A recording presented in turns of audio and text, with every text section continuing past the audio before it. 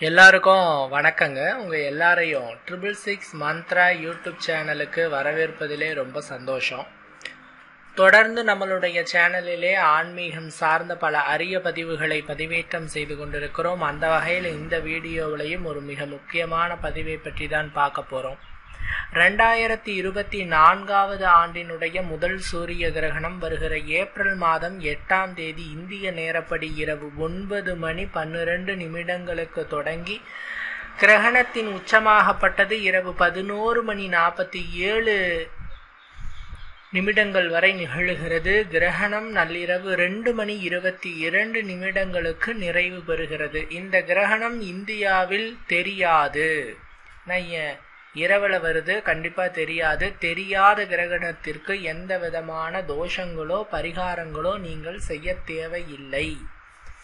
இருப்பினும் மாந்திரீக காரகன், அதாவது அனைத்து விதமான மந்திரங்களுக்கும் அதிபதி சூரிய பகவான்.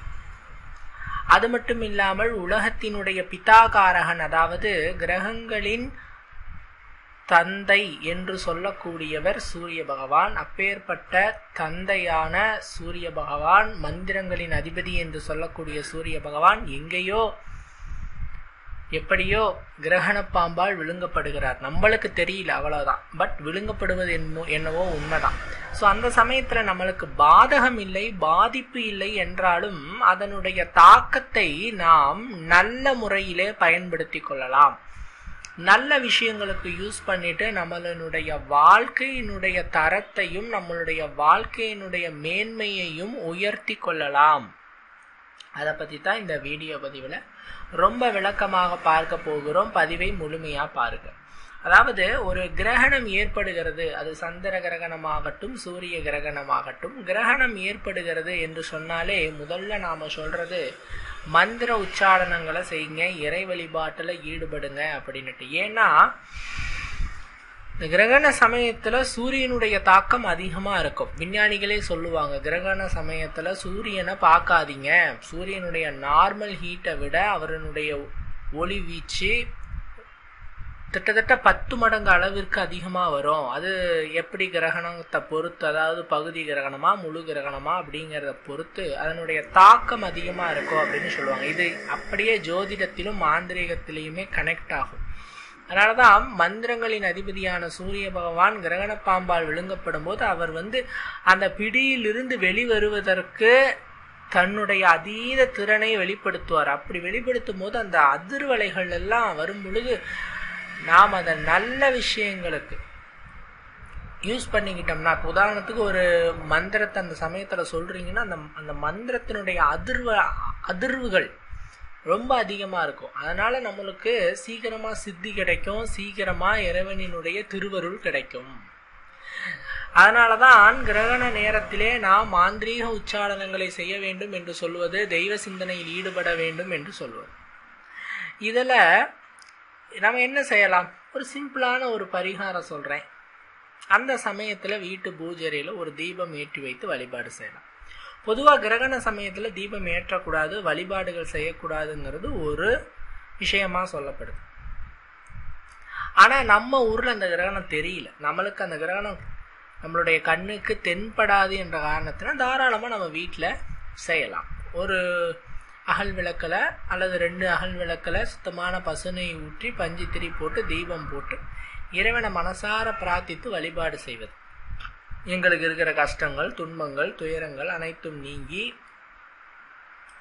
நீ முழு அருளையும் கொடுக்க வேண்டும் இறைவா அப்படின்னுட்டு அந்த எல்லாம் வல்ல ஆதிசக்தியிடம் வேண்டிக் கொள்ளுங்கள்.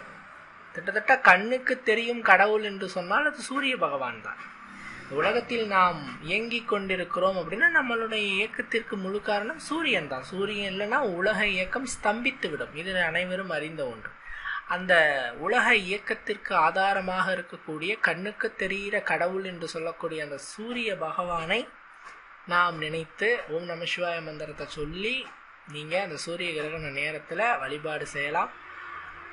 அல்லது எந்த ஒரு உச்சாரண மந்திரத்தையும் சொல்லலாம். சில பரிகாரங்கள் என்று சொல்லும்போது இந்த கிரகங்களினுடைய திசா புத்தி காலங்களிலும் அல்லது கிரகங்கள் மறைவு ஸ்தானங்களில் இருக்கும் பொழுதும் பாதகமான ஸ்தானங்களில் இருக்கும் பொழுதும் பாவிகளினோடு சேரும் போதும் பாவிகளின் பார்வைப்படும் போதும் யாரா இருந்தாலுமே அவங்களுக்கு சின்ன சரிவு ஏற்படும். 9 கிரகங்கள், இந்த 9 கிரகங்கள் பார்த்தீங்கன்னா நம்மளோட தலைமையில சுத்திக்கிட்டு இருக்கு. அது இயக்கும்படியாகத்தான் நாம இயங்கிக்கிட்டு இருக்கிறோம். அது பல பேர் சொல்லுவாங்க நாம கிரகங்களையே வெல்லலாம், விதியவே வெல்லலாம் அப்படின்னுட்டு. அப்படி பார்த்தா ஸ்ரீராமர் ஏன் விதியை வெல்லவில்லை, கிருஷ்ண பரமாத்மா ஏன் விதியை வெல்லவில்லை? அப்படி பார்த்தா கடவுள்களே விதியை வென்ற கதைலாம் இல்லை. ஸோ விதிக்கப்பட்டது இந்த டைம்ல இது உலக நன்மைக்காக நடைபெற வேண்டும் என்று இருந்தால் அது நடந்தே தீரும். பட் அந்த ஒரு தாக்கத்தை குறைக்க முடியும். நான் அதே தான் நான் அடிக்கடி சொல்றேன். இப்போ ஒரு கஷ்டம் வருது, இப்ப அந்த கஷ்டம் நடக்காம தடுத்து நிறுத்துற சக்தி யாருக்குமே இல்லை. இறைவன் இல்லாமல் ஆதிசக்தி இருக்கு, அது வேற விஷயம். பட் அது நிப்பாட்டக்கூடிய அளவிற்கு நாம பக்குவப்பட்டவர்கள் அல்ல. ஸோ நம்ம இறைவனிடத்துல வேணும் போது நம்மளுக்கு அந்த வர பாதகங்களை குறைத்து கொள்ளலாம். பெரிய மழையோ வெள்ளமோ வருகிறது, அந்த வெள்ளம் ஏற்பட சமயத்துல ஒரு படகு ஒன்று கிடைச்சா எப்படி இருக்கும்? நாம் சேஃபா தப்பிச்சு வரலாம் இல்லையா? அந்த படகு தான் இறைபக்தி. ஸோ நீங்கள் என்ன பண்ணணும்னா, நல்லா ஒரு கிளாஸ்ல பசும் பால் எடுத்துட்டு இந்த சூரிய கிரகண நாளில் அந்த பசும் பாலில் ஒரு 5 ரூபாய் நாணயத்தை போட்டு வச்சு அதை நீங்கள் இரவு முழுவதும் பூஜை அறையில் வச்சிருந்து மறுநாள் காலையில் அந்த பாலை எடுத்துட்டு பூச்செடிக்கு இடையில ஊற்றிட்டு அந்த காயினை நீங்கள் தண்ணியில் வாஷ் பண்ணிட்டு அந்த காயினை உங்களோட வச்சுக்கோங்க. இப்படி செய்யறதுனால என்ன ஆகும்னா, கிரகங்களினுடைய கெடு பலன்கள் எல்லாமே நீங்கும். கிரகங்களினுடைய அத்தனை விதமான நன்மைகளும் உங்களுக்கு ஏற்படும்.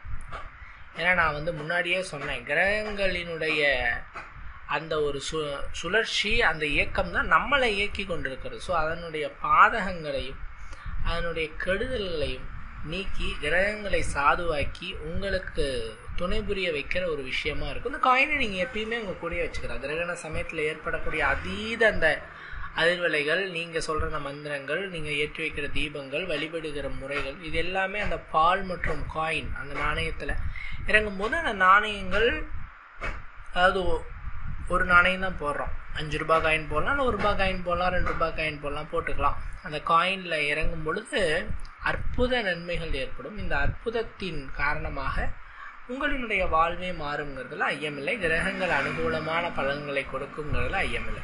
கண்டிப்பாக இந்த பதிவு உங்களுக்கு பயன் தரக்கூடிய வகையில் இருந்திருக்குன்னு நம்புகிறேன். கண்டிப்பாக இந்த பதிவில் சொல்லப்பட்ட தகவல்களை நீங்களும் செய்யுங்கள் சூரிய கிரகண நாளில். மற்றபடி இந்த சூரிய கிரகணத்தால் எந்த கெடுபலனும் இல்லை, எந்த தோஷமும் இல்லை. நீங்கள் என்ன விதமான பரிகாரங்களும் செய்ய வேண்டிய அவசியம் இல்லை.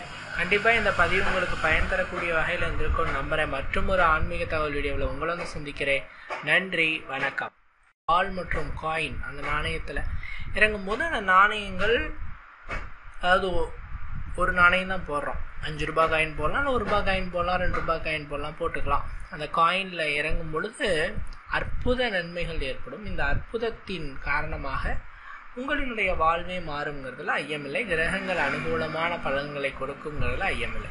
கண்டிப்பாக இந்த பதிவு உங்களுக்கு பயன் தரக்கூடிய வகையில் இருந்திருக்கும்னு நம்புகிறேன். கண்டிப்பாக இந்த பதிவில் சொல்லப்பட்ட தகவல்களை நீங்களும் செய்யுங்கள் சூரிய கிரகண நாளில். மற்றபடி இந்த சூரிய கிரகணத்தால் எந்த கெடுபலனும் இல்லை, எந்த தோஷமும் இல்லை. நீங்கள் என்ன விதமான பரிகாரங்களும் செய்ய வேண்டிய அவசியம் இல்லை. கண்டிப்பாக இந்த பதிவு உங்களுக்கு பயன் தரக்கூடிய வகையில் இருந்திருக்கும்னு நம்புகிறேன். மற்றும் ஒரு ஆன்மீக தகவல் வீடியோவில் உங்களை சந்திக்கிறேன். நன்றி, வணக்கம். ஆன்மீக தகவல் வீடியோவில் உங்களை சந்திக்கிறேன். நன்றி, வணக்கம்.